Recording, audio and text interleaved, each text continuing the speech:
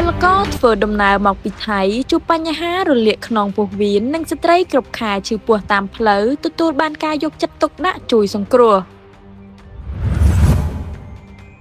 បន្ទាប់ពីរដ្ឋាភិបាលប្រទេសថៃមានបញ្ហាចម្រូងចម្រាសជាមួយនឹងរាជរដ្ឋាភិបាលកម្ពុជា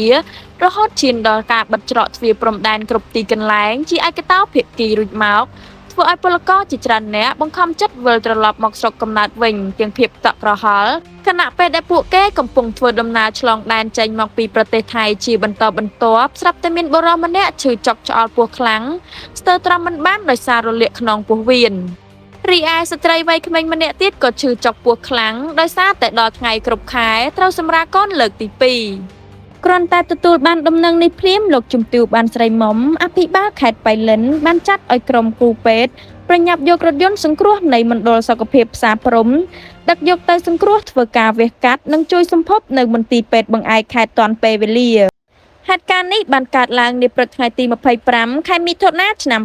2025ស្ថិតនៅព្រំដែនកម្ពុជាថៃក្នុងភូមិផ្សារព្រំឃុំស្ទឹងកាច់ស្រុកសាឡាក្រៅខេត្តបៃលិន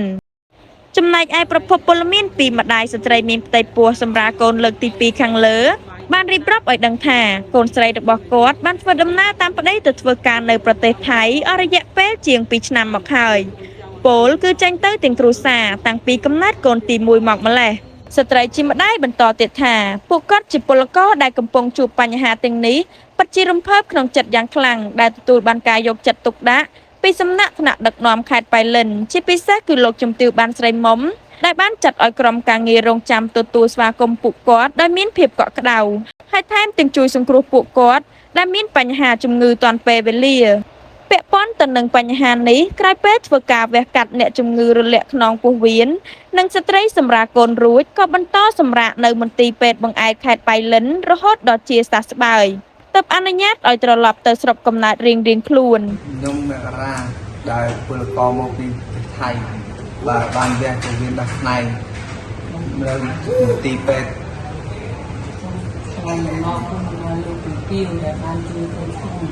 ហើយលោកបានពីសះស្បើយលោកជួនកោឲ្យលោកពីពីយូរនឹងក្រុមគ្រូពេទ្យដែលបានកូនខ្ញុំដល់ដល់ទៅខែកូនខ្ញុំដល់ទី